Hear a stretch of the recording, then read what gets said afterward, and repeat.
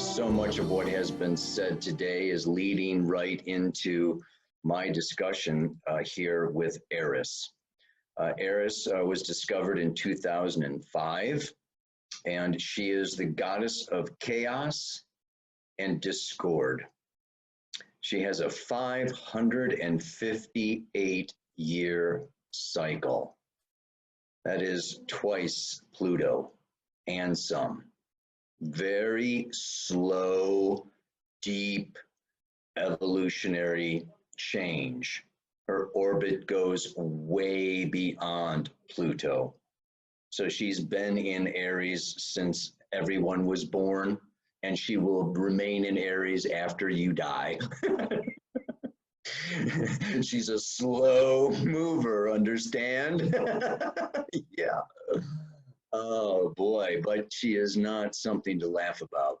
And I'm going to explain far more of this in the 2020 survival guide that comes along with the purchase of raffle tickets.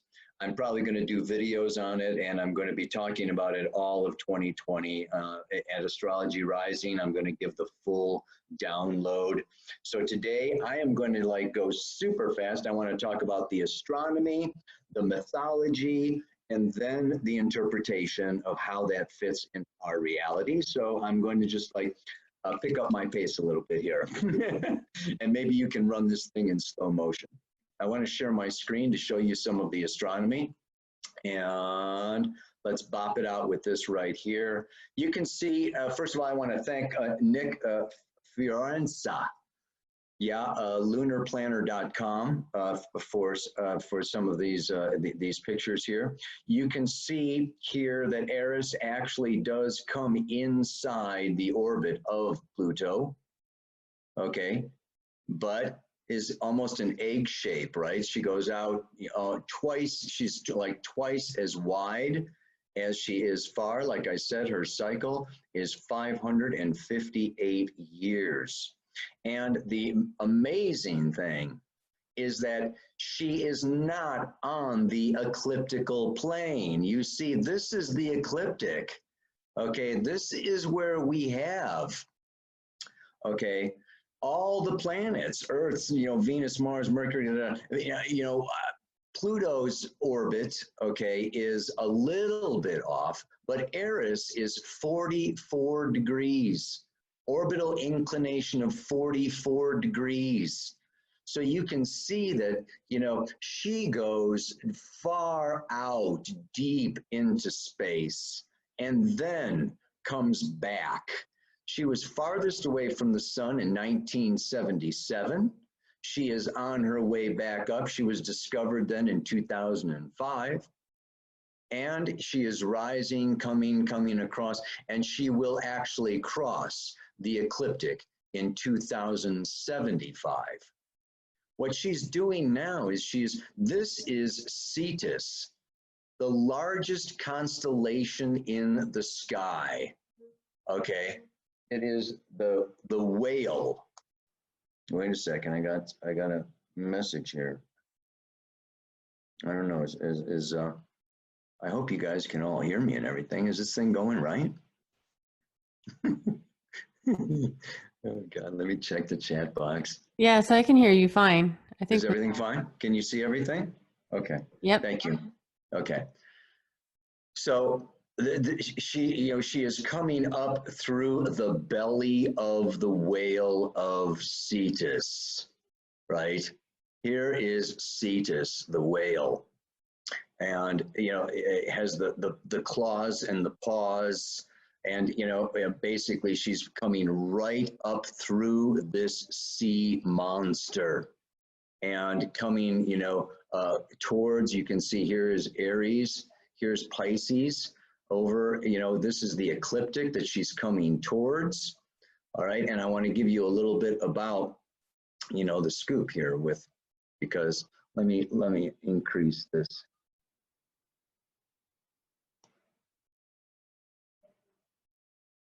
Here she comes through Cetus. And the thing is that Cetus was created Okay, he is the largest constellation. He is a whale kind of dragon figure that Neptune created in order to devour Andromeda. Andromeda is a whole nother galaxy. So here we're coming into this whole, the evolution of our galaxy, of the Milky Way galaxy, of our whole human consciousness.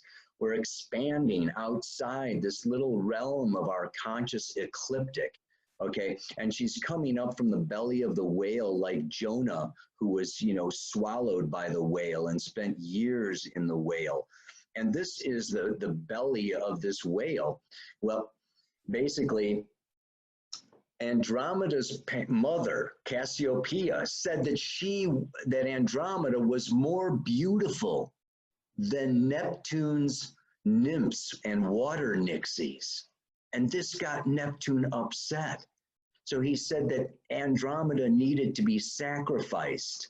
The most beautiful woman in the world was bound to a rock.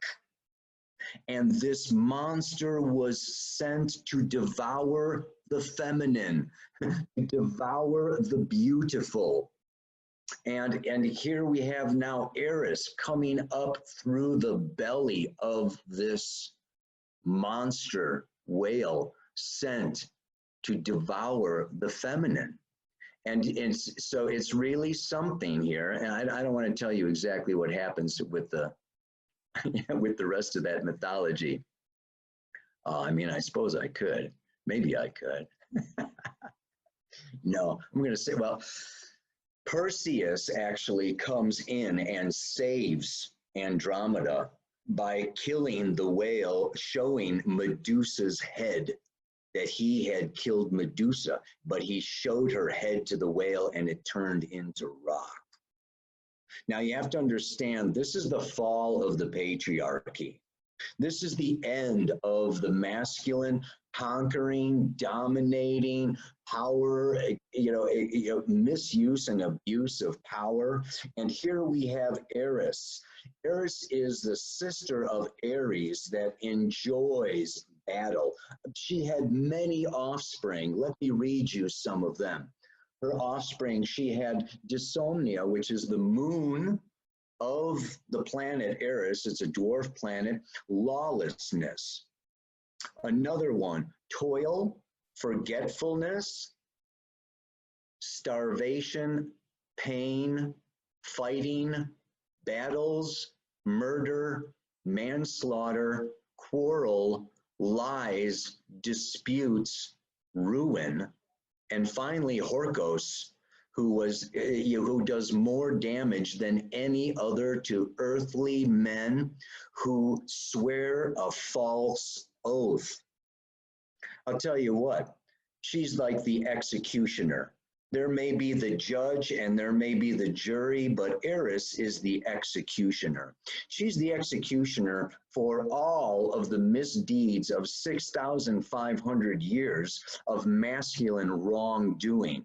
But if we think that this masculine is just going to roll over and take a spanking, we are very far mistaken. As we can already see, Eris first came into conjunction at 23 degrees, not conjunct, square. The Pluto coming in through Capricorn is squaring Eris. The first time was last April, okay? Then it's coming in 3 times, okay, for 2020. January 26th will be squaring. Pluto-Saturn is square to Aries. This is a 270-degree square. It's a crisis in consciousness, is this 270-degree square. Then Pluto goes retrograde June 14th, then goes direct December 10th, then comes back in 2021, August 27th, and then comes back direct October 9th of 2021. So you can see that this is 2019, 2020, 2021, and she is still just rising out of the belly of the whale until 2075. So what we have to understand is that the changes that are going to be birthed okay, with this Jupiter, Saturn, Pluto conjunction are massive. This is a massive reorientation of what we are now calling reality. I would liken it to when they discovered that the earth was round. I know that there are a few people around these days that actually want to deny that, but I'm sorry. Okay, they thought the earth was flat. Can you imagine the head trip when they discovered that the earth was round and not flat? How about another massive reorientation of our consciousness when they discovered that the earth was not the center of the universe, but just orbited around the sun, okay?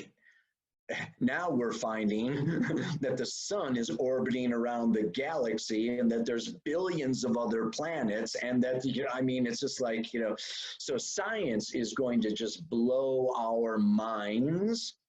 But what I really want to be looking at here, that Maurice touched on, and that Rick touched on, is this whole thing of the patriarchy, okay, the masculine and the feminine. And what we have is Eris is coming up. The Me Too movement, feminism, the powerful feminism is coming up to what? I mean, Eris in Greek mythology, she crashed the party and threw the apple, okay, that said to the fairest, right in the midst of Hera, which represents power, Athena represents wealth, and Aphrodite represents beauty and rapture. She disrupted the elite, the party, okay, the rich, powerful, beautiful people that have it all, you know, have all the wealth and all the power and all of the influence and all of the control. And she blew it up. They started arguing. They could not decide. They had to, and it began the Trojan War. Okay, I'm not going through that whole mythology. You can get it, you know, other places. But what I'm saying is she is a disruptor of the status quo. She is a disruptor of business as usual, as normal. And I'm just saying that we can expect, just look at what's going on right now. We've got the deep state. We've got the dark web. We've got black military projects. Okay, you know, we've got, you know, the pornography. Okay, I mean, there are more people downloading and watching pornography every month than Amazon, Netflix, and Twitter combined. And pornography is getting more nasty. There is spitting, spanking, hitting, just absolutely defiling the beautiful feminine. And we have the masculine just denying climate change and burning the Amazon forest. You can see that there is just absolute mayhem, and it's going to increase. My prediction now, and I don't like to predict that much, but you can see a wave coming. And you can see the protests in Chile, in Iraq, in Hong Kong. Okay, you know, they're going to increase all around the world as people are fed up with leaders that are absolute in abuse of power. They're impeaching Trump, okay, for abuse of power. This is the abuse of power. This is going to grow, but I'm going to say this is the beginning. This is not 2020. This is a massive start of a whole new reorientation. And what I say it is, the masculine is about this, you know, freedom, but the feminine is about connection. And what we have is an opioid crisis, a drug crisis, a suicide crisis. You know, I mean, people are miserable because they're lacking connection, they're lacking love, they're lacking the feminine. And what is ultimately going to be revealed, okay, is that this powerful feminine force of connection, of love, of sacred sexuality, of the divine masculine and feminine coming together. This is what is going to heal the division. But we are going to see a lot more division prior to the realization, because this is what Eris does. She disrupts, she brings discord, she brings strife and arguments and battles until people are it's a shame. But we tend to evolve through pain. And these are going to be some painful years that lie ahead of us. And like Maurice said, it is our spiritual practice. And it is keeping ourselves in a place with an open heart and practicing connection, coming together, not through Instagram and web videos and this and that and the other thing. You know, we want to come together in Astrology Rising, Costa Rica. We want to do workshops together. We want to have full moon circles. You want to connect, you know, sexually, emotionally in a beautiful, sacred, divine union, okay, with others. And it's just, this is, okay, we need to celebrate Gaia. We need to like really come together and stand firm and strong for the beauty of the feminine, of Mother Nature, of our home here on planet Earth. And we need to get the word out. I'm glad the North Node of the Moon is moving into Gemini. But anyway, I've probably talked longer than I should. I want to get on to like what's going on with, with this whole raffle, this whole giveaway. We appreciate your support. That's, this is one thing, it's costing a fortune to put together this freaking Astrology Rising. And, we're hoping that, people do come, but right now we still got a lot of tickets, man. So the raffle ticket is helping us to secure, okay, the place so that we can actually pull this off and help to bring people together. And so, for my part, what I want to give away is, number one, we're giving away a free ticket to Astrology Rising over at like $2,000. All you can eat, all you can drink, all the astrology, all the love. I have to mention that we have a very special, amazing guest coming to Astrology Rising. And she's going to be bringing planetary prayer. We're going to be doing more than astrology. We're going to be doing yoga, drumming at the sunset. We're going to be sailing on Mother Ocean. It's going to be just like freaking amazing. And so we're giving away, for $10, you can get a $2,000 ticket to a life-changing event. And then I'm giving away Astrology for the Soul, the entire course. Okay, it's like $1,400. And I want to tell you right now, I'm slipping out the stuff here. We are working on a certification school, the New Paradigm Astrology School of Astrology. New Paradigm School of Astrology is going to be certifying astrologers. And part of the first thing that you need to do as part of that certification program is take Astrology for the Soul. So we're giving away Astrology for the Soul. That's our second grand prize.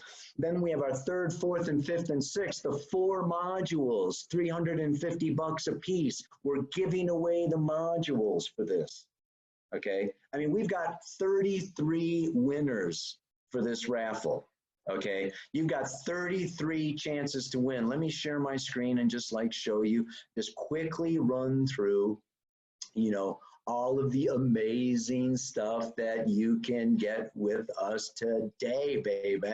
Actually, I'm going to do a live drawing with Laura, okay, on the solstice, December 21st.